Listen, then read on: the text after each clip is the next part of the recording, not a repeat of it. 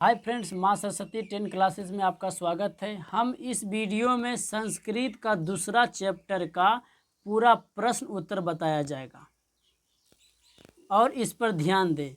1 number में पूरा प्रश्न उत्तर VVI जो है वो बताया जाएगा। दूसरा में इस चैप्टर से 2025 में कितना प्रश्न आया है ये प्रूफ के साथ बताया जाएगा। तीसरा में 2026 के लिए कौन सा VVI है ये लास्ट में आपको धीरे से बताया जाएगा ताकि कोई सुन नहीं ले। चौथा में संस्कृत बुक से कितना प्रश्न पूछा जाता है, संस्कृत बुक से सिर्फ हिंदी में कितना नंबर से पूछा जाता है, लास्ट में आपको ये क्वेश्चन, ये जो आपका पेपर है इससे बताया जाएगा। पाँचवा में देखिए, पूरा क्वेश्चन बैंक से बताया जा रहा है इस पूरा प्रश्न उत्तर, और जो प्रश्न बार बार पूछा जाता है वो बताया जाएगा।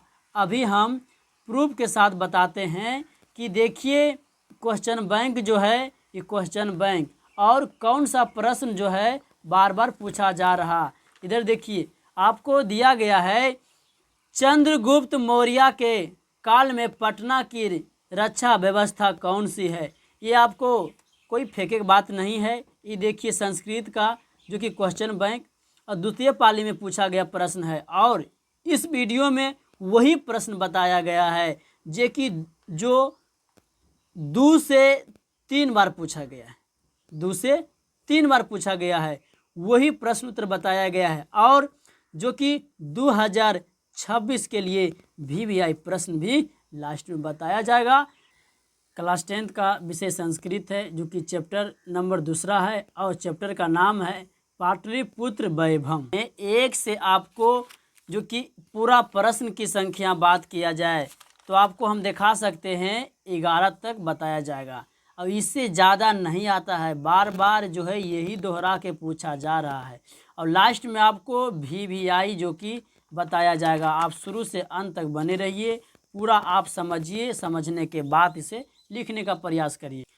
पाटलिपुत्र शब्द कैसे बना, इसका उत्तर है पाटलिपुत्र शब्द पाटल पुष्पों के आधार पर रखा गया ऐसा पुतलिका रचना में वर्णित है।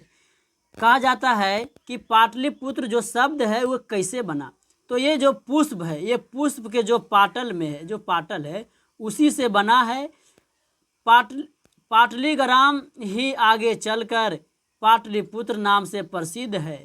जो पाटलीग्राम है वही आगे चलकर पाटलिपुत्र नाम से प्रसिद्ध हुआ है। कुछ प्राचीन संस्कृति ग्रंथों में, पुराणों में पाटलिपुत्र का दूसरा नाम कुसुमपुर या कुसुमपुर मिलता है। प्रश्न दूसरा, पटना में कमोदी महोत्सव कब मनाया जाता था। तो उत्तर, पाटलिपुत्र में शरद काल में कमोदी महोत्सव मनाया जाता था। यह महोत्सव गुप्त वंश के काल में होता था। उस समय सभी लोग आनंद और मग्न से होते थे। प्रश्न दूसरा, पटना में कमोदी महोत्सव कब मनाया जाता था। तो आंसर आपका उत्तर है कि पाटलिपुत्र में शरद काल में, कौन सी काल में, शरद काल में कमोदी महोत्सव मनाया जाता था। यह महोत्सव गुप्त वंश के काल में होता था। उस समय सभी लोग आनंद मग्न होते थे। आपको ऑब्जेक्टिव भी पूछा जाएगा कि पटना में कमोदी महोत्सव किस वंश के मनाया जाता है, तो ये बोलना है गुप्त वंश में। कब मनाया जाता है, गुप्त वंश। ये भी ऑब्जेक्टिव आया है कि पटना में कमोदी महोत्सव किस काल में मनाया जाता है, तो शरद काल। प्रश्न तीसरा जो कि बहुत महत्वपूर्ण है, ये 2026 के लिए ध्यान दीजिएगा, और ये बात किसी को नहीं बताना है। शांतिपूर्वक इसको लिख लीजिए अपने कॉपी में, उसको बाद याद कर लीजिए। देखिए क्या है, भगवान बुद्ध ने पाटलीग्राम के बारे में क्या कहा था। जो भगवान बुद्ध हैं वे पाटलीग्राम के बारे में क्या कहें, ये आपका प्रश्न है। चलिए आंसर देते हैं। तो भगवान बुद्ध ने प्राचीन काल में अनेक बार पटना आए थे। देखिए भगवान बुद्ध जो है ये पाटलीग्राम अनेक बार आए, आपको ऑब्जेक्टिव ऐसे पूछा जाता है कि भगवान बुद्ध ने पटना कितने बार आए, टिक लगाना है अनेक। यहाँ आकर इस गांव के महत्व को बढ़ाया था और उसी समय उन्होंने कहा था यह गांव एक दिन महानगर बनेगा। देखिए आपका ऑब्जेक्टिव पूछा गया है इस अनुसार कि किसने कहे थे कि पाटलीग्राम एक दिन महानगर बनेगा, तो कौन बोले थे? भगवान बुद्ध ने बोले थे। चलिए, परंतु यह नगर आग, जल और बाढ़ के भय से हमेशा भयभीत रहेगा। ये भगवान बुद्ध जब पाटलीग्राम में के बारे में बोले हैं। चलिए प्रश्न नंबर चौथा, पाटलिपुत्र के प्राचीन महोत्सव का वर्णन करें।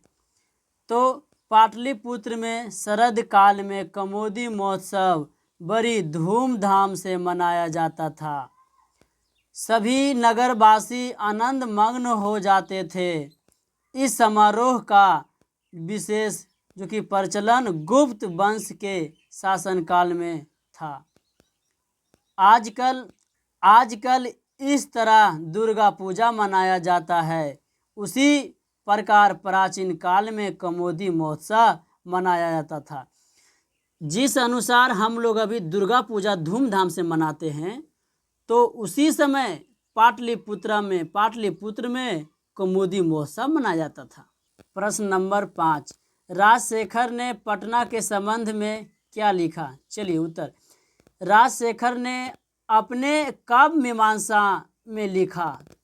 देखिए यहाँ ऑब्जेक्टिव एगो आया है कि काव्य मीमांसा के रचनाकार कौन है? तो राजशेखर। ये भी आई है 2025 में पूछा गया है कि काव्य मीमांसा के लेखक कौन है? राजशेखर। चलिए तो देखते हैं, राजशेखर ने अपने काव्य मीमांसा में लिखा है कि पाटलिपुत्र शिक्षा का प्राचीन केंद्र था। यहाँ अनेक संस्कृति विद्यमान आए हुए। यहाँ पाणिनि, पिंगल, पतंजलि आदि की परीक्षा ली गई थी। तो इसमें राजशेखर ने पटना के संबंध के बारे में अपना रचना में लिखे हैं। तो ये प्रश्न पूछा गया है कि काव्य मीमांसा के रचनाकार कौन है? राजशेखर। ये ऑब्जेक्टिव भी आपका क्लियर हो रहा और सब्जेक्टिव आप याद कर लीजिए, VVI है, ये पूछा गया है प्रश्न। प्रश्न नंबर 6, प्राचीन ग्रंथों में पटना के कौन कौन से नाम मिलते हैं? उत्तर, प्राचीन ग्रंथों में पटना के नाम कुसुमपुर और पाटलिपुत्र आदि मिलते हैं। प्रश्न नंबर 7, कवि दामोदर गुप्त के अनुसार पाटलिपुत्र कैसा नगर था? यह प्रश्न ऐसे भी आएगा और ऐसे भी आएगा। चलिए दूसरा, दामोदर गुप्त ने पटना के संबंध में क्या लिखा? आपको उत्तर है यही, लेकिन प्रश्न आपको कभी कभी ऐसे पूछ दिया गया है और कभी कभी ऐसे, इसीलिए हड़बड़ाना नहीं है। आप यदि दामोदर गुप्त आ गया तो इसका आंसर यही लिख देना है। चलिए उत्तर है कि कवि दामोदर गुप्त के अनुसार पाटलिपुत्र पृथ्वी का तिलक है। पूछा जाएगा कि पाटलिपुत्र पृथ्वी का तिलक कहा गया है, कौन कहें? दामोदर गुप्त ने। ऑब्जेक्टिव पूछा गया है इसी अनुसार। चलिए आगे, यहाँ विद्वान लोग बसते हैं। कवि ने इस महानगर की तुलना इंद्रलोक से की है। पूछा जाएगा कि पाटलिपुत्र को इंद्रलोक से तुलना किसने किए हैं? तो ये दामोदर गुप्त ने। 2 ऑब्जेक्टिव बन गया है। आगे, इसे सरस्वती का कुल गृह भी कहा जाता है। पूछा जाएगा कि सरस्वती का कुल गृह किसने कहे हैं? तो बोलिए किसने कहे? दामोदर गुप्त ने। हमारे साथ बोलते चलिए कि पूछा जाएगा कि सरस्वती का कुल गृह किसे कहा जाता है ना? तो पाटलिपुत्र को। या किसने कहें? तो दामोदर गुप्त ने। चलिए आप शुरू से अंत तक वीडियो में बने रहिए और लास्ट में बताया जाएगा क्वेश्चन बैंक के साथ, और लास्ट में ये भी बताया जाएगा कि 2025 में इस चैप्टर से कौन सा प्रश्न आया है और क्या नहीं आया है, बताया जाएगा। और हमारे साथ जो हम पूछते जाते हैं उसका जवाब देते जाइए, ताकि आपका ऑब्जेक्टिव भी क्लियर हो जाए। चलिए 8 नंबर है, कौन कौन से विदेशी यात्री पटना आए थे? प्रश्न नंबर 8, कौन कौन से विदेशी यात्री पटना आए थे? तो उत्तर है आपका मेगास्थनीज, फयान, हुएनसांग एवं इत्सिंग विदेशी यात्री पटना आए थे। प्रश्न नंबर 9, चंद्रगुप्त मौर्य तथा अशोक के समय पाटलिपुत्र कैसा नगर था? इसमें यह बताना है कि चंद्रगुप्त मौर्य के समय पाटलिपुत्र कैसा था, अशोक के समय पाटलिपुत्र कैसा था, जो कि ये बहुत महत्वपूर्ण VVI है, क्योंकि 3 से 4 मरते यही पूछा गया है दोहरा के। आइए उत्तर में, चंद्रगुप्त मौर्य के समय पाटलिपुत्र शोभा और सुरक्षा व्यवस्था काफ़ी मजबूत थी। जबकि अशोक की बात किया जाए, जबकि अशोक के समय में इस नगर का वैभव और अधिक समृद्धि था। ऑब्जेक्टिव भी आया है, पूछा जाएगा कि किसके समय में पाटलिपुत्र नगर वैभव और अधिक समृद्धि था? तो अशोक के समय में पूछा जाएगा। इसे भी ऑब्जेक्टिव कि किसके समय में पाटलिपुत्र की शोभा और सुरक्षा व्यवस्था काफ़ी मजबूत थी? तो चंद्रगुप्त मौर्य के समय में ये ऑब्जेक्टिव आया है। प्रश्न नंबर 10, जिस अनुसार हम राइटिंग में लिखे हैं इसी अनुसार आप एग्जाम में भी लिख देंगे तो नंबर फुल में फुल मिलेगा।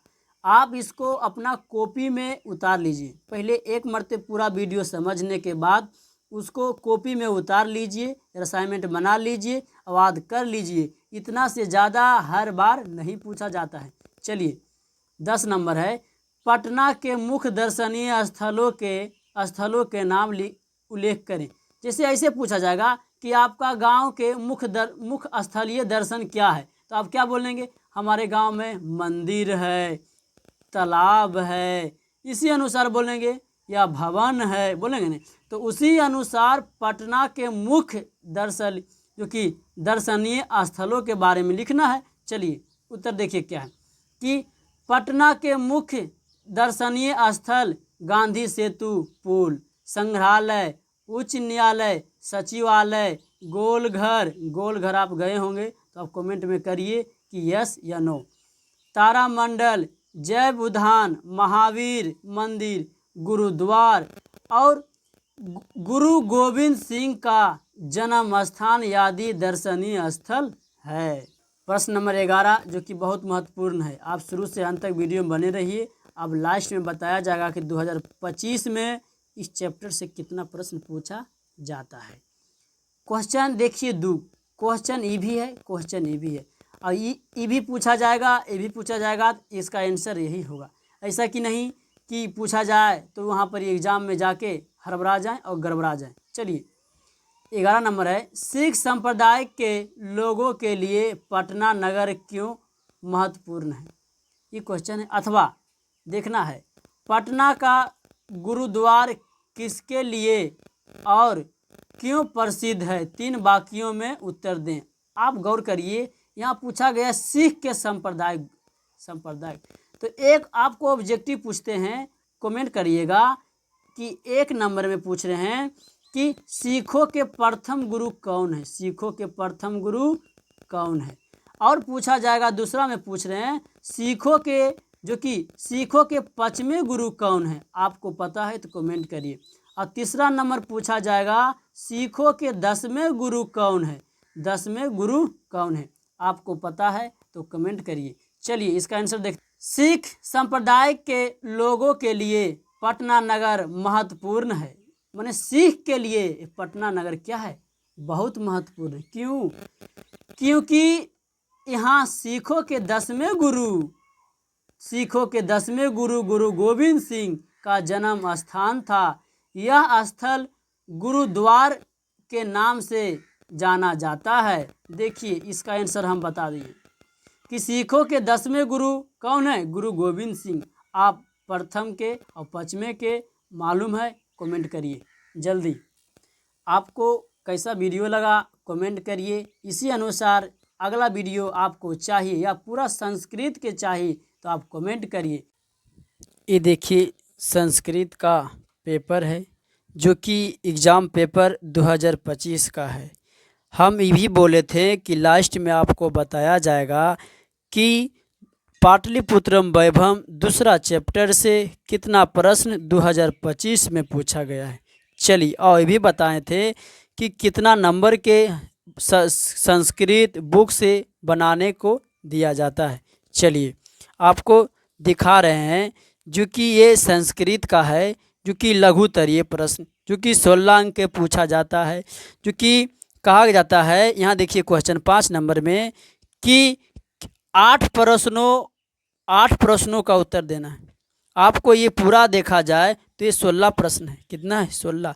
ये पूरा कितना है? 16। 16 में से आपको 8 ही प्रश्न का उत्तर देना है।